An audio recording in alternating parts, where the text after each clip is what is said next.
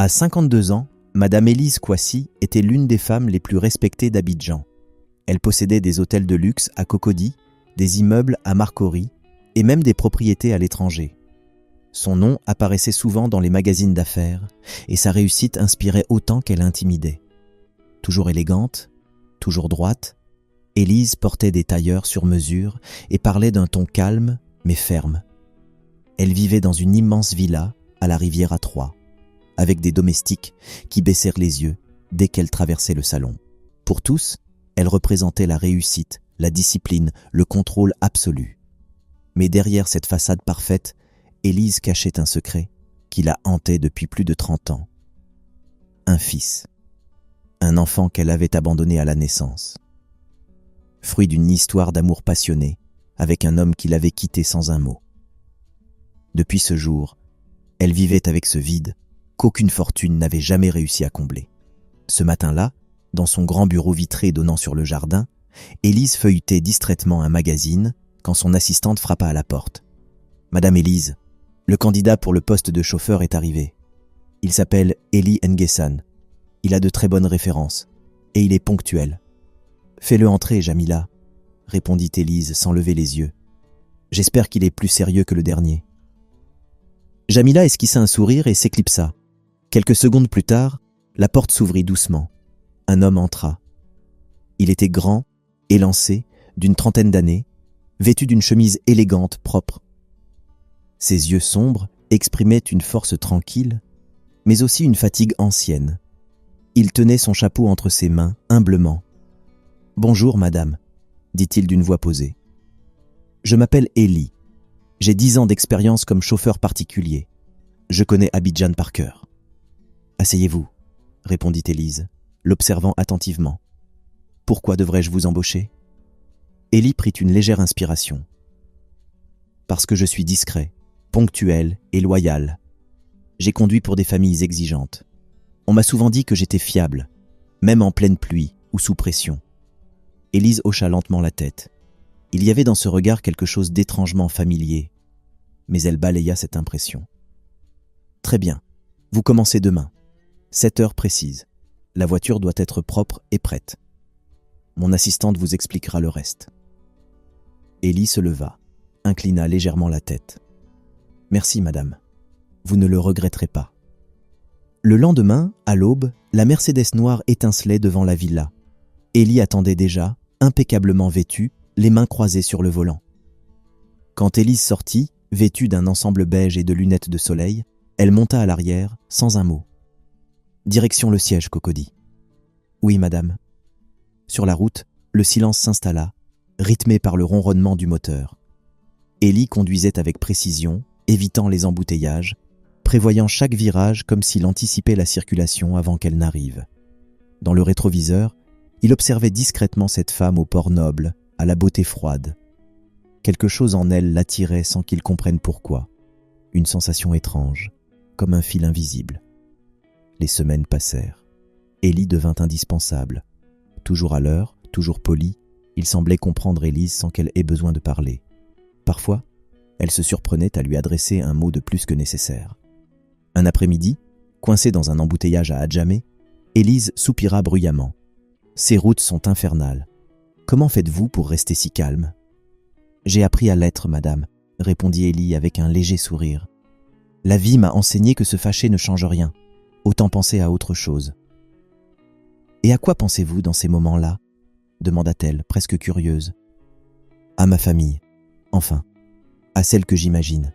J'ai grandi sans parents, abandonnée à ma naissance. » Élise sentit son cœur se serrer. Mais elle détourna le regard, cachant son trouble.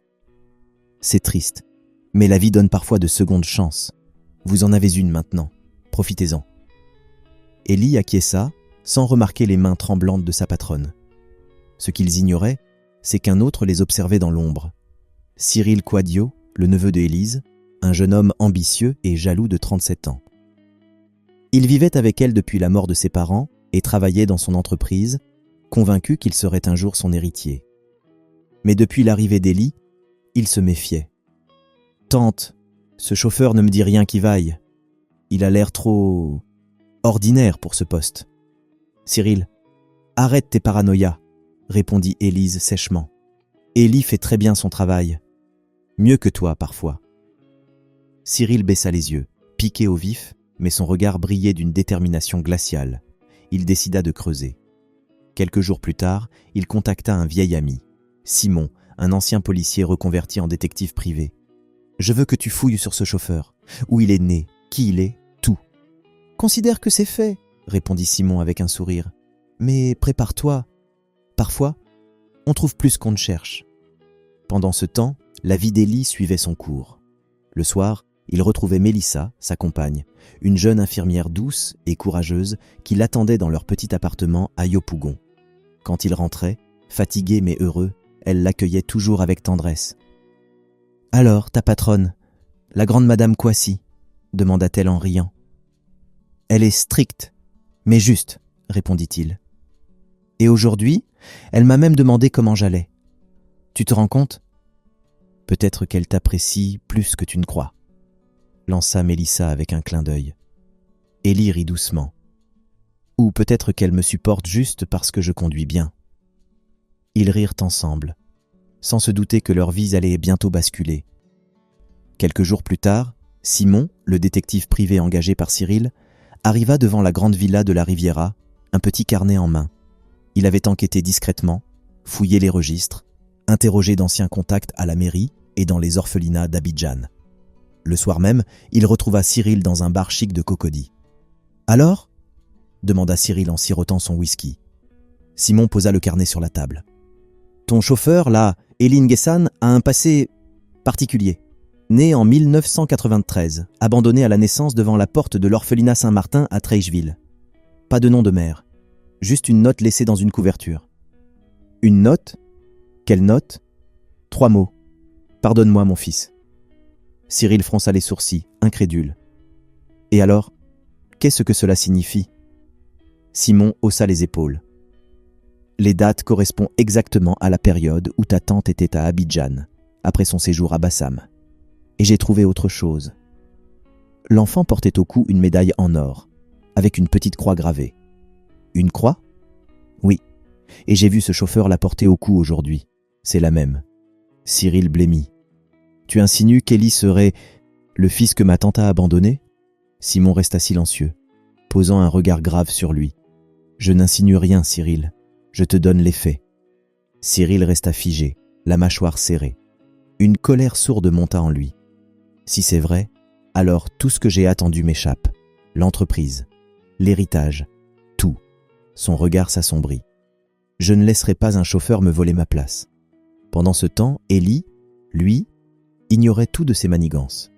Les jours défilaient, rythmés par les trajets et les rendez-vous d'Élise. Une routine paisible, presque rassurante. Mais parfois, sans savoir pourquoi, il sentait un malaise étrange quand il la regardait dans le rétroviseur, comme une mémoire floue qui voulait remonter à la surface. Un soir, après avoir accompagné Élise chez elle, il sentit une douleur dans sa jambe, une vieille blessure qui se réveillait. Élise le remarqua en descendant de la voiture. « Vous boitez, Élie. Que se passe-t-il ?»« Oh, rien de grave, madame. Une vieille cicatrice. J'étais mécanicien avant. Un cric a lâché sur mon pied. Et depuis, quand je suis fatigué, ça revient. Allez voir un médecin demain. Je paierai les frais si besoin. Je ne veux pas d'un chauffeur qui tombe en panne au milieu de la route, » dit-elle sèchement, avant d'ajouter plus doucement. « Prenez soin de vous. » Élie resta un instant immobile, surpris par cette attention inhabituelle. « Merci, madame. C'est très aimable à vous. » Le lendemain, Élise eut une journée agitée. Un problème dans l'un de ses hôtels. Un client important menaçait de porter plainte. Elle appela Élie en urgence. « Conduisez-moi immédiatement à l'hôtel Émeraude et appelez Jamila pour qu'elle prépare les documents. » Sur la route, le silence régnait. Élise regardait par la fenêtre, perdue dans ses pensées. Puis, sans s'en rendre compte, elle parla à haute voix. « Parfois, je me demande si tout ce succès valait le prix. » Élie jeta un coup d'œil discret. « Quel prix, madame ?» Elle hésita, puis répondit d'une voix plus douce. « Les sacrifices, les erreurs qu'on ne peut plus effacer. Je crois qu'on peut toujours réparer, madame. Peut-être pas tout, mais une partie, dit-il calmement. » Ces mots la touchèrent. Elle ne répondit pas, mais son regard se perdit dans le vide. Depuis qu'Ellie travaillait pour elle, elle dormait mieux la nuit. Et pour la première fois depuis des années, elle riait parfois. Ce qu'elle ne savait pas encore, c'est que ce chauffeur réveillait en elle le passé qu'elle avait enfoui. Un soir, dans leur petit appartement de Yopougon, Mélissa sentit qu'Ellie était ailleurs. Il restait assis sur le lit, pensif. « Tu penses à quoi ?» demanda-t-elle doucement. « À mes rêves. Depuis quelque temps, je vois une femme dans mes songes. Elle me berce, puis me laisse seule dans une ruelle sombre. C'est toujours la même scène. Peut-être que c'est un souvenir enfoui, dit Mélissa. Tu devrais chercher tes origines. Peut-être, mais je ne sais pas par où commencer, murmura-t-il. Pour l'instant, je veux juste avancer. Avec toi. Elle posa sa tête sur son épaule, sans savoir que le destin qu'il fuyait allait bientôt les rattraper. Le week-end suivant, Élise organisa une grande réception dans sa villa. Un contrat colossal venait d'être signé avec un investisseur étranger. La cour était décorée de guirlandes dorées, les tables couvertes de fleurs blanches, et les invités chics se mêlaient aux rires et aux coupes de champagne. Ellie, en tenue de service, aidait le personnel à servir les invités. Tout se passait bien, jusqu'à ce qu'un homme âgé, un peu ivre, l'interpelle. « Hé, toi !» dit Jean-Pierre en plissant les yeux. « Tu me rappelles quelqu'un, jeune homme ?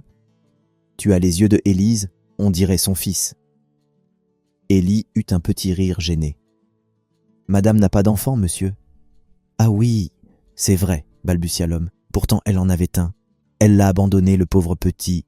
C'était à Trècheville, en 93, une sale histoire. » À quelques mètres, Élise, qui conversait avec des invités, entendit clairement chaque mot. Son cœur se serra, mais son visage resta impassible. Sans laisser paraître son trouble, elle s'avança lentement, un sourire aux lèvres. « Jean-Pierre !» lança-t-elle d'un ton léger. « Je vois qu'on parle encore du passé.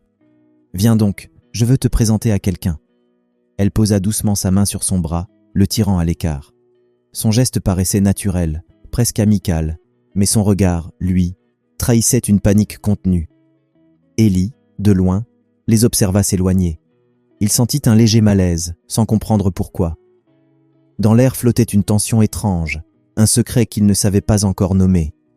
La réception venait à peine de se terminer. Les derniers invités quittèrent la villa.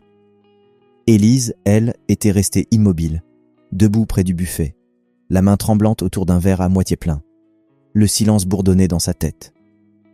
Elle en avait un pourtant. Elle l'a abandonné, le pauvre petit, à Trècheville, en 93. Ces mots résonnaient sans fin. Elle n'arrivait pas à respirer. Tout s'était passé trop vite. Jean-Pierre, son vieil ami de jeunesse, avait parlé sans réfléchir. Et Ellie, son chauffeur, ce jeune homme au regard tranquille, celui qu'elle commençait à estimer, l'avait fixé avec une douleur qu'elle ne pouvait pas oublier. Dans la nuit moite d'Abidjan, Élise monta lentement les escaliers de sa villa. Elle referma la porte de sa chambre, ôta ses bijoux un à un, assise devant le miroir. Son reflet lui renvoya un visage qu'elle ne reconnaissait plus. Ses mains tremblaient, son regard était vide. Depuis 30 ans, elle avait bâti un empire, mais ce soir, tout semblait s'effondrer. Et si c'était vrai ? Et si ce jeune homme était vraiment celui qu'elle avait abandonné ? Une larme coula sur sa joue, silencieuse. Elle revoyait la nuit où tout avait commencé. Une chambre d'hôpital à Bassam, une sage-femme bienveillante, un cri de nouveau-né, et sa propre voix, pleine de panique. « Je ne peux pas le garder. S'il te plaît, trouve-lui un endroit sûr. » Le lendemain matin, Élise fit appeler Jean-Pierre. L'homme arriva tête baissée, honteux, conscient d'avoir provoqué une tempête. « Élise, je suis désolé. Hier, j'ai trop bu. Je n'aurais jamais dû parler de ça devant tout le monde. »« Pourquoi tu as dit ça, Jean-Pierre » demanda-t-elle d'une voix cassée. « Comment pouvais-tu te rappeler d'une histoire vieille de 30 ans ?» Il soupira longuement, les épaules lourdes. « Parce que j'étais là, Élise. Ce soir-là, à la clinique de Bassam. C'est moi qui t'ai conduit là-bas, tu te souviens ? Tu pleurais, tu tremblais, tu n'avais que 20 ans. » Elle resta muette. Les images remontaient, nettes, terrible. Tu as eu ce bébé, et le lendemain tu as disparu. Tu m'as juré de ne jamais en reparler. Mais je n'ai jamais oublié ton visage cette nuit-là. Quand j'ai vu ce garçon hier, j'ai senti quelque chose. Ce regard, cette manière de se tenir. C'est toi tout craché. » Élise posa une main sur sa poitrine, le souffle court. « Non, non, c'est impossible. Il y a des centaines d'hommes comme lui à Abidjan. »« Peut-être, » répondit Jean-Pierre doucement, « mais il portait cette médaille, Élise, la petite croix que tu avais autour du cou ce soir-là. Je l'ai reconnue. » Elle se leva d'un bond. « Non !» cria-t-elle presque. « Ce n'est pas possible. Cette médaille, je l'ai perdue depuis des années. Tu l'as laissée autour de son cou, Élise. Tu disais que c'était ton seul souvenir d'amour. Si ce garçon la porte encore, alors Dieu te l'a renvoyée. » Le soir même, Élise ne rentra pas directement chez elle. Elle demanda à Élie, par téléphone, de venir la chercher à la sortie d'un dîner professionnel. Il hésita à répondre, mais finit par accepter. Le trajet se déroula dans un silence glacial. Élie, concentrée sur la route, évitait son regard. Élise, assise à l'arrière, observait chaque geste, chaque intonation, chaque détail de son visage. Elle cherchait à y lire une trace du passé, une ressemblance, un signe. « Élie, dit-elle soudain d'une voix douce, vous m'aviez dit que vous aviez grandi à l'orphelinat Saint-Martin, n'est-ce pas ? » « Oui, madame, » répondit-il sans détour. « J'y suis resté jusqu'à mes 16 ans. Après, j'ai appris la mécanique pour survivre. »« Vous n'avez jamais connu vos parents ?»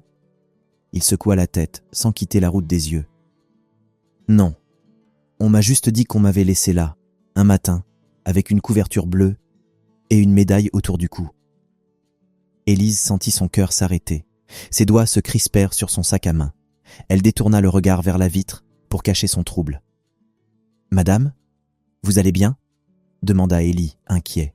« Oui, oui, ce n'est rien. Je suis juste un peu fatiguée, » répondit-elle, la voix tremblante. Cette nuit-là, elle ne dormit pas. Elle resta assise dans son bureau, la lampe allumée, fixant un vieux coffret en bois posé sur l'étagère. Elle l'ouvrit lentement. À l'intérieur, soigneusement pliée dans un tissu jauni, se trouvait une deuxième croix en or, identique à celle qu'elle avait offerte à son bébé, les deux pièces d'un même pendentif. Ses larmes tombèrent sur le métal froid. Mon Dieu, est-ce possible ? Après tout ce temps ? Elle se leva, marcha jusqu'à la fenêtre et murmura dans le noir. Si c'est lui, alors je ne peux plus me taire. Mais pendant qu'elle doutait, Cyril, lui, préparait sa vengeance. Il n'avait pas dormi non plus. Le détective Simon venait de lui remettre une copie du dossier de naissance d'Élie. Tout concordait. La date, le lieu, la médaille. Cyril resta longtemps assis sur son lit, le regard vide. Sa tante, qu'il considérait comme une mère, allait reconnaître ce chauffeur, et tout ce qu'il croyait lui revenir allait disparaître. L'argent, la maison, l'entreprise. Son visage se durcit. Non, je ne laisserai pas ça arriver. Pendant ce temps, à Yopougon, Élie confia ses doutes à Mélissa. Assis sur le balcon, il fixait la médaille autour de son cou. La lune faisait briller la petite croix dorée. « Tu vois ça ?» dit-il doucement. « Je n'ai jamais su d'où elle venait. Mais cette femme à la réception, elle a dit exactement les mêmes mots que ceux gravés derrière. Pardonne-moi, mon fils. » Mélissa se figea. « Tu veux dire qu'il y a une inscription ?» Il hocha la tête. « Oui. Je n'y avais jamais prêté attention. C'est comme si, tout ce temps, la réponse était là. » Mélissa posa sa main sur la sienne. « Alors cherche la vérité, Élie. Tu ne peux pas vivre avec ce doute. Même si ça fait mal, il faut savoir. » Il hocha lentement la tête, le regard perdu. « Oui, mais parfois, j'ai peur de ce que je pourrais découvrir. » Ce même soir, à la villa, Élise s'agenouilla au pied de son lit. Elle n'avait pas prié depuis des années. Mais cette fois, elle le fit avec tout son cœur. « Seigneur, si c'est vraiment lui, donne-moi la force d'affronter ce que j'ai fui pendant 30 ans, et pardonne-moi d'avoir choisi la peur au lieu de l'amour. » Une larme glissa sur sa main. Au loin, la pluie commença à tomber doucement sur les toits d'Abidjan. Et quelque part dans cette ville, un fils et une mère pleuraient, sans savoir qu'ils pensaient à la même chose. Les jours qui suivirent furent étranges, silencieux, presque suspendus dans le temps. À la villa Kouassi, Élise n'était plus la même. Jamila, son assistante, le remarqua la première. Madame parlait moins, mangeait à peine et passait de longues heures dans son bureau, les rideaux tirés. Son regard semblait perdu entre le passé et le présent. Un soir, Jamila entra discrètement pour déposer des dossiers. Élise était assise au bureau, la tête appuyée sur sa main, fixant un dossier médical. Quand elle leva les yeux, son visage trahissait une fatigue immense. « Madame, tout va bien ? » ?»« Oui, Jamila. C'est juste le poids des années. » Elle referma le dossier, mais Jamila eut le temps d'apercevoir quelques mots sur la couverture. « Orphelinat Saint-Martin, Treichville, 1993. » Jamila comprit qu'il valait mieux ne rien dire. De son côté, Élie continuait de travailler, mais son esprit n'était plus vraiment là. Chaque fois qu'il conduisait Élise, il se posait 1000 questions. Pourquoi réagissait-elle avec tant de nervosité quand il parlait de son passé ? Pourquoi avait-elle paru bouleversée lorsqu'il avait évoqué la médaille ? Et surtout, pourquoi se sentait-il lié à elle d'une manière qu'il ne s'expliquait pas ? Un matin, il osa lui poser une question, alors qu'il roulait vers un hôtel du plateau. « Madame, puis-je vous poser une question personnelle ? » « Oui, Élie. Vous avez déjà eu des enfants ?» Élise sentit son cœur se serrer. Elle détourna le regard vers la vitre, observant le reflet de la lagune. « Non, dit-elle d'une voix presque inaudible. Mais j'ai perdu quelqu'un que j'aimais, autrefois. » Un silence long s'installa. Élie hocha la tête, respectueux. Mais dans le rétroviseur, il vit ses yeux s'embuer. Il ne posa plus de questions. Ce même jour, à Cocody, Cyril rencontrait de nouveau Simon, le détective. Ils étaient assis dans une voiture garée près du parc Mermoz, loin des regards. Simon posa une enveloppe sur le siège. Tout est là, copie du registre de l'orphelinat, photo du pendentif, et même l'âge exact d'Élie. Tout concorde. Cyril serra les dents. Donc c'est vrai, c'est bien lui. Simon le regarda sérieusement. Et maintenant, tu fais quoi avec ça ? Je protège ce qui m'appartient, répondit Cyril froidement. Ce qui t'appartient ? Fit Simon en haussant un sourcil. Tu parles d'une entreprise ou d'une femme ? Des deux, répondit-il sèchement avant de sortir de la voiture. Son plan venait de se former dans son esprit. S'il ne pouvait pas empêcher la vérité de sortir, il allait au moins la salir. Le lendemain matin, il entra dans le bureau de sa tante, un faux air inquiet sur le visage. « Tante, je ne veux pas te blesser, mais j'ai des doutes sur ton chauffeur. J'ai appris qu'il avait eu des problèmes avec la police, il y a quelques années. » Élise leva la tête, surprise. « Des problèmes ? Quels problèmes ? » Une histoire de vol, à Yamoussoukro. Un dossier aurait été classé faute de preuves, mais... Il laissa planer le doute. « Je préfère te prévenir avant qu'il ne te trahisse. » Élise fronça les sourcils. Elle n'avait jamais eu de raison de douter d'Élie. Mais depuis quelque temps, son esprit n'était plus aussi clair. Et cette histoire, même invérifiable, planta une graine de méfiance. Cyril, voyant le trouble dans ses yeux, sut qu'il venait de marquer un point. Ce soir-là, Élise rentra plus tôt que d'habitude. Élie, surpris, la vit descendre de la voiture sans un mot. Elle ne lui adressa même pas son habituel merci. Il resta figé, le regard perdu. Puis, il vit la médaille briller à son cou dans le miroir du rétroviseur. Il la prit dans sa main, la serra fort et murmura « Si elle est vraiment ma mère, pourquoi j'ai l'impression qu'elle me fuit ?» Pendant ce temps, dans la villa, Élise ouvrait lentement le tiroir de son bureau. Elle en sortit une enveloppe scellée. C'était le rapport confidentiel du détective que Simon avait remis à Cyril et que la gouvernante, par hasard, avait trouvé tombé dans le jardin. En lisant ces pages, tout devint clair. La date de naissance, la médaille, la note, l'orphelinat. Tout. Elle se leva, chancelante, le souffle court. Ses mains tremblaient. « Pardonne-moi, mon fils. » Ces mots, écrits sur le vieux papier, la transpercèrent. Elle se mit à pleurer, silencieusement, les épaules secouées. Puis elle leva les yeux vers le ciel. « Seigneur, si c'est lui, que dois-je faire ?» Le lendemain, elle prit une décision. Elle fit appeler un ami médecin, discret, qui s'était occupé de ses affaires par le passé. « Docteur Enda, j'ai besoin d'un test ADN. En toute confidentialité. Il me faut une certitude. » « Entre qui et qui ?» Elle hésita un instant avant de répondre. « Entre moi et mon chauffeur. » Le médecin la regarda avec stupeur, mais il ne posa pas de questions. « Je m'en occupe, madame. » Elle lui donna un échantillon de ses cheveux. Pour ce délit, elle fit préparer une fausse visite médicale pour les employés de maison. Il ne se douta de rien. Le soir, elle priait. Le matin, elle attendait un appel. Et cet appel finit par arriver. Le docteur, d'une voix grave, lui dit simplement « Les résultats sont prêts, madame. » Son cœur s'arrêta presque. Elle demanda qu'on les lui apporte le soir même.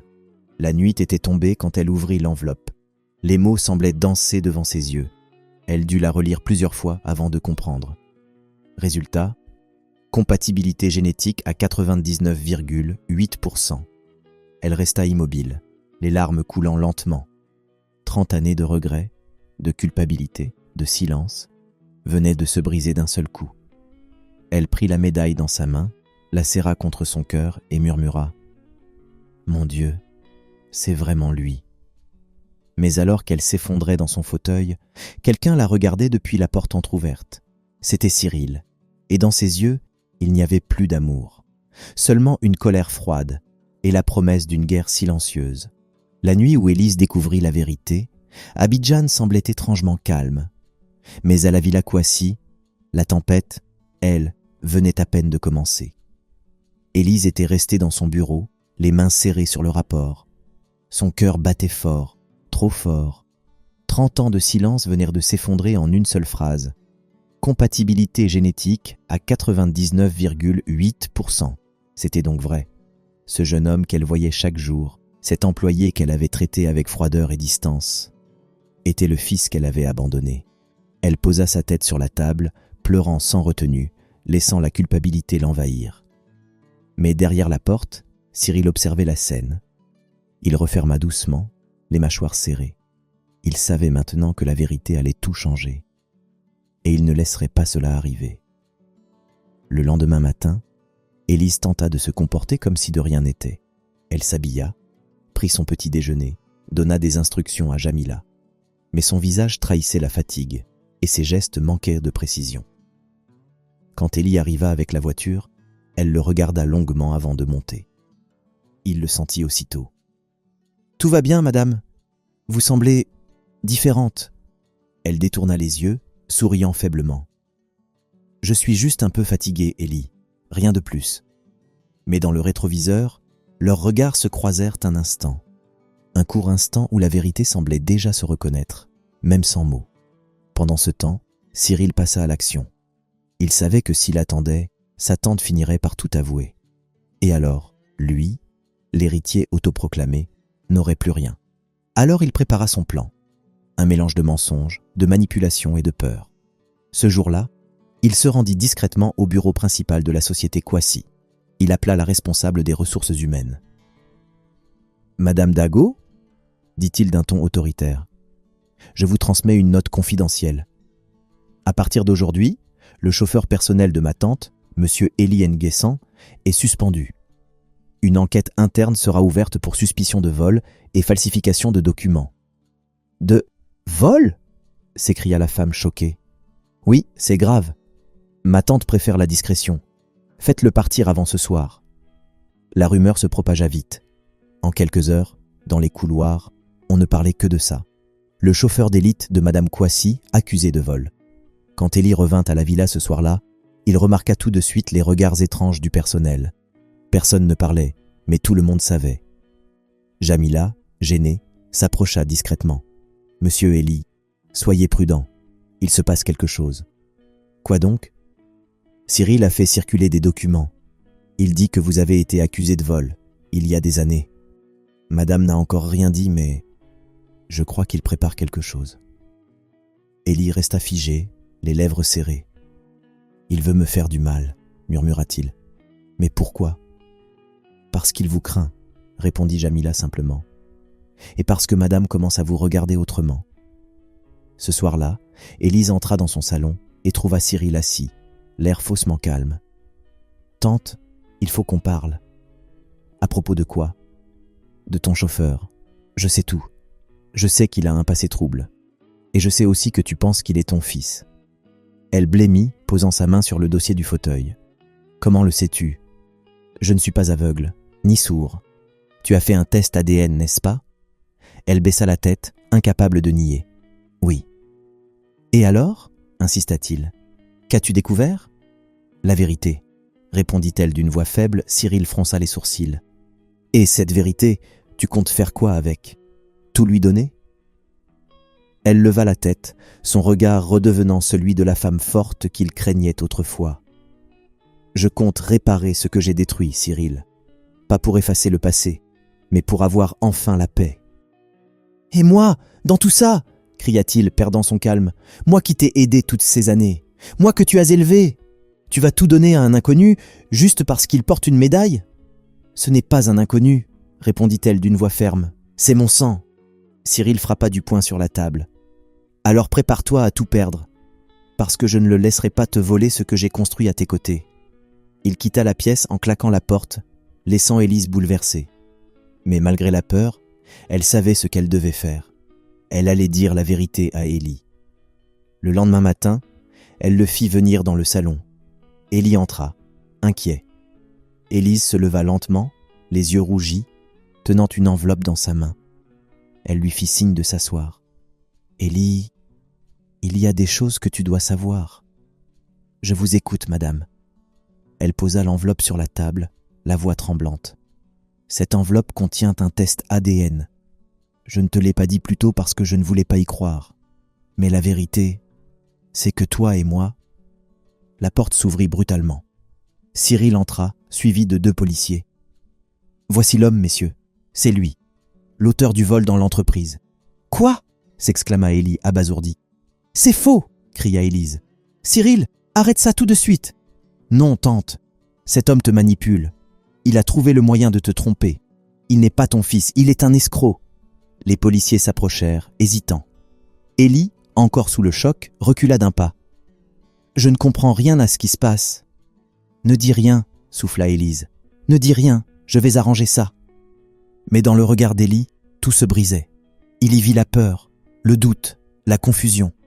Et ce fut pire qu'une gifle. Il leva lentement la main vers sa médaille, la détacha et la posa sur la table. « Je crois qu'il vaut mieux que je parte, madame. Vous saurez où me trouver quand vous connaîtrez la vérité. » Puis, il sortit sans un mot de plus. Élise, effondrée, tomba à genoux. Jamila accourut pour la soutenir, mais elle repoussa doucement sa main. « Laisse-moi, Jamila. Je viens de perdre mon fils une 2e fois. » Cyril observait la scène, un sourire froid au coin des lèvres. Mais il ignorait une chose. Le destin n'aime pas les mensonges. Et bientôt, la vérité qu'il avait voulu étouffer allait le détruire lui-même. Les jours qui suivirent furent les plus longs de la vie de Élise Coissy. La villa, d'ordinaire pleine d'agitation, semblait soudain vide, comme privée d'âme. Élie n'y travaillait plus. Depuis le jour où il était parti, personne n'avait eu de ses nouvelles. Élise restait des heures dans son salon, les yeux perdus sur le pendentif doré qu'il avait laissé sur la table. Chaque nuit, elle s'endormait sur ce bijou comme sur un souvenir trop lourd. Et chaque matin, elle se réveillait avec la même douleur, celle d'une mère qui avait tout eu, sauf le droit de serrer son fils dans ses bras. Jamila essayait de la distraire, sans succès. Les employés parlaient à voix basse, redoutant ses colères silencieuses. Même Cyril, depuis le scandale, évitait la maison. Mais un soir, la gouvernante apporta une enveloppe posée à la grille par un inconnu. Sur le dessus, une simple inscription « Pour Madame Élise ». Élise ouvrit lentement la lettre. C'était un mot d'Élie. « Madame, je ne vous en veux pas, même si mon cœur n'a pas encore compris ce qui s'est passé. Toute ma vie, j'ai cherché une mère. Et je crois que Dieu, d'une façon étrange, m'a permis de la rencontrer. Mais j'ai besoin de temps pour guérir. J'ai besoin de silence pour pardonner. Je ne sais pas encore si je saurai vous appeler maman un jour, mais je prie pour y arriver. Élie. » Ses mains tremblaient, les mots flous à travers ses larmes. Ce n'était pas une haine qu'elle lisait, mais une douleur contenue, et cette douleur était bien plus difficile à supporter qu'un rejet. Pendant ce temps, à Yopougon, Élie vivait simplement. Il avait retrouvé un emploi comme chauffeur de bus pour une petite entreprise locale. Ses journées étaient longues, mais ses pensées restaient fixées sur le visage de Élise. Il se souvenait de ses yeux fatigués, de sa voix tremblante, de ce qu'il avait ressenti quand elle lui avait dit « Je ne voulais pas te perdre ». Mélissa, qui observait son silence depuis des jours, finit par lui dire « Tu sais, Élie, on ne guérit pas en fuyant. Parfois, il faut retourner là où tout a commencé pour comprendre. » Il la regarda longuement. « Tu crois que je devrais y retourner ? » « Pas pour elle, répondit-elle doucement. Pour toi, pour ta paix. » Il hocha la tête. Et ce soir-là, il prit une décision. Quelques jours plus tard, une forte pluie tomba sur Abidjan. Élise était dans son salon lorsqu'une employée entra précipitamment. « Madame, un homme demande à vous voir dehors. Il est sous la pluie, et il dit que c'est important. » Intriguée, Élise se leva et alla jusqu'au portail. Là, sous la pluie, un jeune homme se tenait, trempé, immobile. Quand il leva la tête, elle sentit son cœur se serrer. « Élie, mon fils ?» murmura-t-elle, la voix tremblante. Il resta un instant silencieux, le regard fixé sur elle. Puis il s'avança. « Je suis revenu, madame. Pas pour parler du passé, mais pour comprendre pourquoi vous m'avez abandonné. » Élise sentit ses jambes fléchir. Voyant qu'il grelottait, elle s'effaça lentement et dit d'une voix douce « Entre, Élie, viens à l'intérieur. » Il hésita un instant, puis franchit le portail. Quelques minutes plus tard, ils étaient dans le salon. La pluie continuait de tomber dehors, mais le silence régnait entre eux. Elle prit appui sur le dossier du canapé, les larmes montant. « Parce que j'étais jeune, parce que j'ai eu peur, parce qu'à cette époque, une femme sans mari et avec un enfant, c'était une honte. J'ai cru bien faire. J'ai cru que quelqu'un t'aimerait mieux que moi. » Elle se mit à pleurer. « Mais je n'ai jamais cessé de penser à toi, Élie. Pas un jour. » Un silence lourd suivit. Élie s'approcha, posa la main sur la table, prit la médaille qu'il avait laissée. « Alors pourquoi m'avoir laissé partir encore une fois ? Parce que j'ai cru que tu me haïssais, et j'avais peur de te faire plus de mal. » Il la regarda longuement, puis soupira. « La vérité, c'est que je t'en ai voulu. Mais aujourd'hui, je comprends. J'ai grandi sans mère, mais je ne veux pas mourir sans en avoir une. » Il fit un pas vers elle. Élise porta les mains à sa bouche, submergée. Puis elle s'effondra contre lui. Elle le serra fort, comme pour rattraper 30 ans perdus. Ils restèrent là, en pleurs, sans un mot. La pluie battait toujours sur les vitres, mais dans la maison, un silence nouveau s'était installé, celui du pardon. Quelques semaines plus tard, la presse parla d'un grand changement à la tête de Kwasi Immobilier. Madame Élise annonçait officiellement son retrait, laissant la direction générale à Élie Kwasi, son fils, reconnu publiquement. La conférence de presse se tenait dans le grand hall de l'hôtel Émeraude. Les caméras clignotaient, les journalistes murmuraient. Élie, vêtu d'un costume sombre, s'avança vers le pupitre, le regard serein. « Je ne suis pas ici pour prendre une place, » dit-il d'une voix posée. « Je suis ici pour en reconstruire une, avec elle. » La salle éclata en applaudissements. Assise à ses côtés, Élise ne put retenir ses larmes. Elle n'entendait plus les caméras ni les flashs, seulement la voix de son fils, celui qu'elle avait perdu et que la vie lui rendait enfin. Au premier rang, Mélissa souriait doucement. Son regard croisa celui de Élise, et pendant un court instant, tout fut clair. Deux femmes, différentes, mais unies par le même amour pour le même homme. À la fin de la conférence, Élise s'approcha d'elle. « Merci, Mélissa, » murmura-t-elle. « Merci de l'avoir aimé quand il n'était encore personne. » Mélissa, émue, serra doucement sa main. « Vous n'avez rien perdu, madame. Vous avez juste retrouvé ce que Dieu avait gardé pour vous. » Cyril, lui, assista à la scène depuis le fond de la salle, silencieux. Son regard était dur, mais au fond, quelque chose en lui semblait se briser. Ce jour-là, il comprit que la vérité finit toujours par triompher, même quand on la déteste. Quelques mois plus tard, sous un ciel doré, un mariage se célébrait dans le grand jardin de la villa de la Riviera. Les fleurs blanches ornèrent les allées, la fontaine brillait au soleil, et la musique d'un orchestre résonnait doucement. Élie, élégant dans son costume ivoire, tenait la main de Mélissa. radieuse dans sa robe simple et lumineuse. Devant les invités, ils échangèrent leurs vœux, les yeux brillants d'amour et de gratitude. Au premier rang, Élise pleurait silencieusement, un sourire sincère sur les lèvres. Ce jour-là, elle comprit que la vie lui avait tout rendu, un fils, une famille, une seconde chance.